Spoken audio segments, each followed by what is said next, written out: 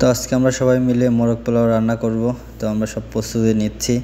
তো এই দিয়ে পেঁয়াজের ঝালে আমার অবস্থা খারাপ, আমি বেরিয়ে যাচ্ছি রান্নাঘর থেকে।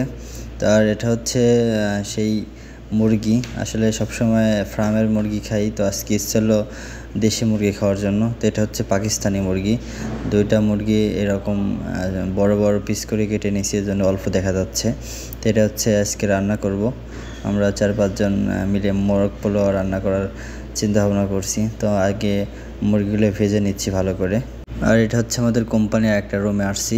আর আমাদের রুমে আসলে কেউ রান্না করে খায় না, এই জন্য তেমন মশলাপাতি কোনো কিছু নয়, এই জন্য তাদের রুমে আসছি আজকে রান্না করব। তো এটা হচ্ছে আগে মুরগি দিয়ে রান্না করতেছি। আর এটা হচ্ছে মুরগি ভেজে নিছি, সব মুরগিগুলো ভেজে নিছি আগে। তো শেষ পর্যন্ত রান্না করা শেষ, এখন খাবার পালা। তো সাথে আছে পোলোয়া। এটা হচ্ছে সৌদি আরবে চাল কিনতে পাওয়া যায়, পোলাওর চাল সব কিছুই পাওয়া যায়। আমরা সবাই বসে আছি খাওয়ার জন্য, আর আশা করি অনেক ভালো হবে রান্না। আর সৌদি আরবে আসার পর দেশি মুরগি কোনো সময় খাওয়াই হয় না, এই প্রথম সৌদি আরবে আজকে দেশি মুরগি খাবো। আর সবাই বড় একটা প্লেটে নিয়ে নিছি, সবাই একসাথে খাবো। আর একসাথে খাওয়ার মজাটাই অন্যরকম। তো এখানে যারা আছে সবাই আমরা একসাথে কাজ করি রেস্টুরেন্টে। তো আমরা মাঝে মাঝে এরকম কোনো কিছু খাওয়ার ইচ্ছা হলে আমরা রুমে এরকম পাকায় খাই। আর বিদেশে এটাই হচ্ছে মজা, একসাথে সবাই মিলে খাওয়ার।